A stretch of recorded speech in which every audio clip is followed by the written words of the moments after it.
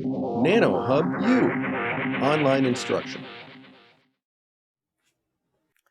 Welcome back to Unit 2 of our course. This is the 9th lecture. Now, when we discuss these NEGF equations, I mentioned that there are these sigmas related to the physical contacts, but there's also a sigma, the sigma 0. That's not a physical contact, but it's about the interactions. And in this lecture, that's what I want to talk about. Now, irrespective of the origin of the sigmas, we had set up this picture that tells you the inflow and the outflow that's associated with various sigmas, because basically each sigma kind of represents, there's a sigma which represents the outflow and the sigma in which represents inflow. The difference though is that when it's a physical contact, then the inflow can be related to the outflow through this Fermi function. But this is a relation that does not apply to the interaction contact or the dephasing contact. At this dephasing contact, when the sigma 0 and sigma 0 in don't have any necessary connection that you could write down in terms of any Fermi function, because it doesn't have a Fermi function. But there's one requirement it must satisfy, and that is that the inflow and the outflow must be balanced.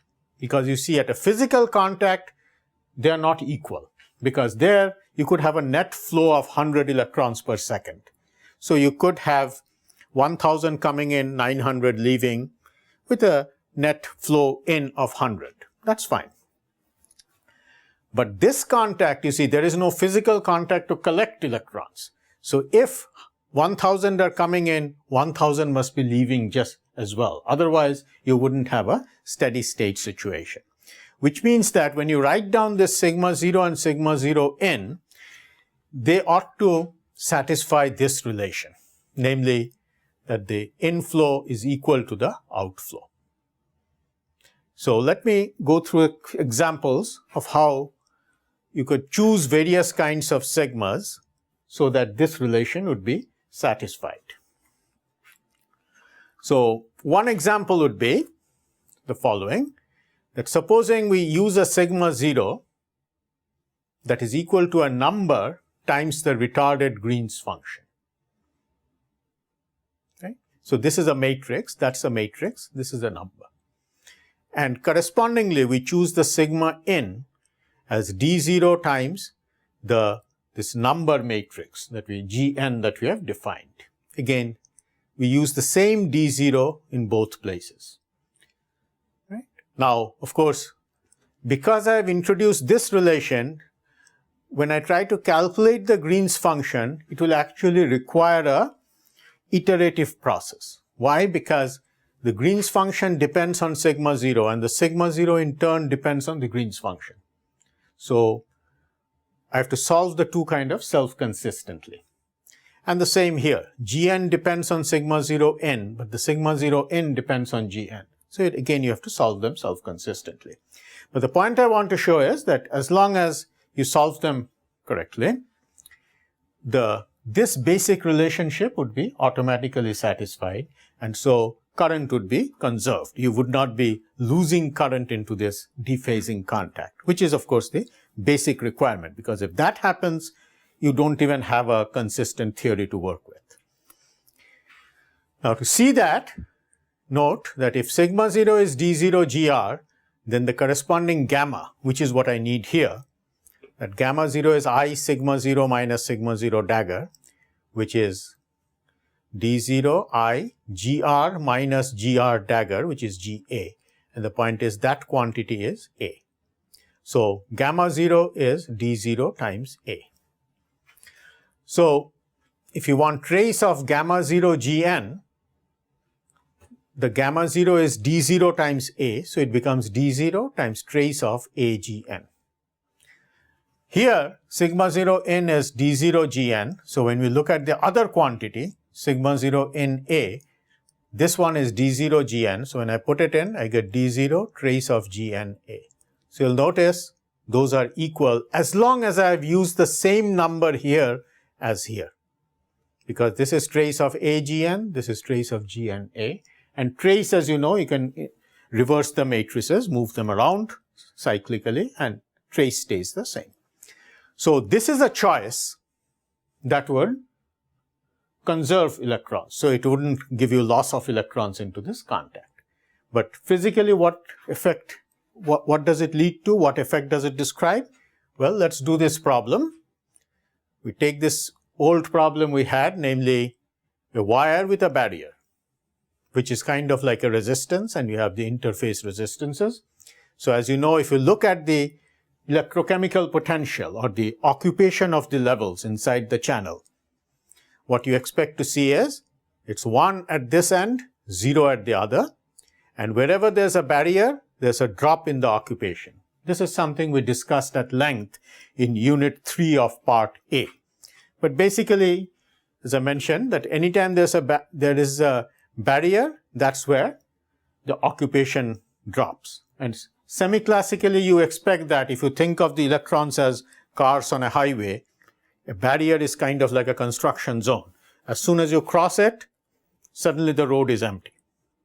So it's kind of similar. There's this drop here. So that's what you expect semi-classically if you're thinking of electrons as particles or like cars.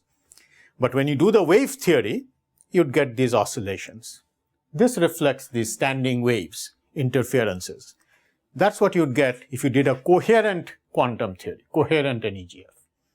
But as I explained in the last lecture, it's important to include these random potentials, because that's what destroys this phase information. And what I claim is that this choice of sigma, namely sigma 0 equals d0 times the Green's function, sigma 0 n is d0 times the Gn, that includes phase relaxation. And indeed, if you do that and do the same calculation, what you find is the oscillations are subdued, kind of suppressed. And you get a quantum curve that almost looks like the semi-classical with a little oscillation right around that barrier. And this is the kind of thing people have seen. People can actually measure how this electrochemical potential varies around a defect, so on. And this is the kind of thing they have seen. Now, why does this work? How does it give rise to, how does it include this effect of random potentials? Well, you could think of it this way, that you see, you have E psi equals H psi inside your channel, and now you have a random potential which adds to the H, kind of like a UR times psi. And let us say we treat that UR times psi as a source term, as if this UR times psi is what kind of goes out somewhere and then comes back in again as a S. Remember, S was what came in from the contacts. So let's say we write the S as UR times psi. Then we could write SS dagger as UR psi, psi dagger UR. And SS dagger is what you call sigma 0. That's what we have been doing. SS dagger is like the sigma. Psi dagger is like Gn. And then you can see you have this relation. Sigma 0 n is d0 Gn. And what is d0? It is basically then the kind of the RMS value of this random potential. Note that this d0 has the units of energy squared. That's because sigma is like H. It is energy. It's electron volts. On the other hand, the G is the number per unit energy. So it's like per electron volt. And so this constant in between has the units of electron volt squared. And what it really represents is kind of this RMS value of the random potential that we have. And of course, in this model, the assumption is this is a number. So this potential is assumed to be the same everywhere. So it's like this entire thing has a certain random potential, but not like there is any difference between the potential here and there and so on. And that is why, I guess, because it's like a uniform potential, it actually doesn't lead to any loss of momentum. Notice that the entire drop is still here. There is no drop here. As in this region, there's phase relaxation, but no momentum relaxation. Because if there were momentum relaxation, there would also be a drop in the potential. And after this, I'll show you an example where there is a drop in the potential. But for this choice of sigmas, there is no drop in the potential. What you get is pure phase relaxation without momentum relaxation. Now, what I'm told is that people who do large-scale numerical computation, they don't like this one very much because you have to keep the entire matrix. They would rather have models where you need only the diagonal elements of the matrix. And I'll show you a choice after this where you do just that, actually. That is, you only keep the diagonal elements of GR when you construct the sigma 0, and similarly the diagonal elements. And so in a practical sense, of course, that saves you memory because you don't have to remember the entire, say, 1000 by 1000 matrix, just the 1000 diagonal elements. But in terms of the physics, though, while this method gives you pure phase relaxation, the other one gives you momentum relaxation as well. And let me show you with an example. So in general, then, the point I want to make is, previously I wrote sigma 0 is a number times GR. You could do something more sophisticated where you say, okay, I'll look at the ij element of sigma 0 and relate it to the ij element of GR and multiply it by dij. So in other words, previously we were taking the entire matrix and multiplying by a single number. Now we are taking the entire matrix and multiplying, each element by a separate number, dij. And we use the same matrix here, sigma 0 in dij times gn. And the point is that as long as the D matrix is symmetric, the dij equals dji, what I'll show is you'd still have a consistent theory because the trace of the sigma in A will be equal to trace of gamma gn, which means inflow and outflow will be balanced and you won't be losing electrons. That's always a zero order check to make because if you're losing electrons, you won't have a consistent theory. Well, the way it goes is, again, sigma 0 is dgr, so gamma 0 is dij, aij. You could work that out. And so trace of gamma 0 gn would be like, I guess, gamma 0 gn. I mean, when you write trace, what you're supposed to do is take the ij element of this multiplied by the ji element of that and sum over all I and j. Because trace means you're looking at the diagonal elements.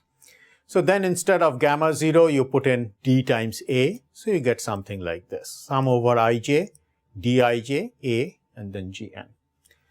You could do the same here. When you take sigma 0 in times a, again, you need the trace, so that's like sigma 0 in ji, aij, sum over I and j. And then if you put in the dgn, you'll get that. And the two will be the same as long as D is symmetric matrix. Okay.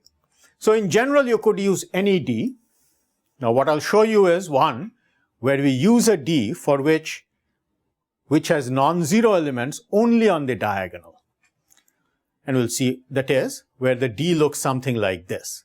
Some number and then you have ones on the diagonal. Rest are all zeros. Whereas what we used previously was D was like the same for every element, single D0. That's what we used, and when we used that, we saw what we got, namely pure phase relaxation. And so you got a curve that looks almost like semi-classical. Well, when we use this one, what we get is, again, the oscillations have gone down, but now you see there's a big slope here. And these slopes again reflect this momentum relaxation in addition to the phase relaxation. And what is this D matrix? Well, it is basically then the average value of the potential at location I and the potential at location J. And previously we were assuming that it was basically the same potential everywhere, which is why all these elements were 1. Now we are assuming that the potential at any point is totally uncorrelated with the potential at the next point and with the next point, which is why any off-diagonal element is 0. Of course, the diagonal is 1 because it is correlated with the potential right there. It's the same thing. But there's no correlation from one point to another. And that kind of potential would destroy momentum because the potential is changing rapidly, will cause strong reflections. Whereas here the potential is almost constant, doesn't cause any reflections, no loss of momentum. And the effect is very evident when you look at the potential profile in your channel. So to sum up then, here, what we tried to do in this lecture is that talk about this dephasing contact, because so far we have been talking largely about the physical contacts. And at the dephasing contact, the key relation to keep in mind is however you choose your sigmas, this relation should be satisfied to make sure electrons are conserved. And this would be satisfied if you choose it in this way, according to this prescription, with the same D both places, as long as it's a symmetric matrix. So any symmetric matrix would work. And what I showed you was two examples. One where it was a full matrix, all ones, and the other where it was a purely diagonal matrix, which gives rise to momentum relaxation, while the all ones gives rise to phase relaxation. And in general, you could have more sophisticated choices also, where you actually have a tensor D with 4 indices, etc. You see, usually the way you get these Ds, the approach is you start from a microscopic theory. You say that, well, we are talking about phonon interaction, and phonons give rise to a potential like this, and this is the correlation of that potential. That's the usual approach. The approach we are taking is, well, we won't worry about the microscopic theory of where the potential comes from, but we'll say, what are, I guess, acceptable choices for D so that you don't lose particles? And then, for a particular choice of D, what does it relax? Does it relax phase? Does it relax momentum? Both? Or if you're talking spin transport, you might want to come up with a D that relaxes spin. And the attitude one could take is, we know the momentum relaxation time or the phase relaxation time or the spin relaxation time from experiment. And so we'll adjust our D appropriately to give us the right relaxation times. And then go on to analyze devices, as opposed to saying that we'll have to get the D from a microscopic theory of all the detailed scattering processes. What we are doing is, we are saying we are not going into that, instead treating the D as something you get from known experiments. Thank you, and in the next lecture we'll, I guess, sum up this unit.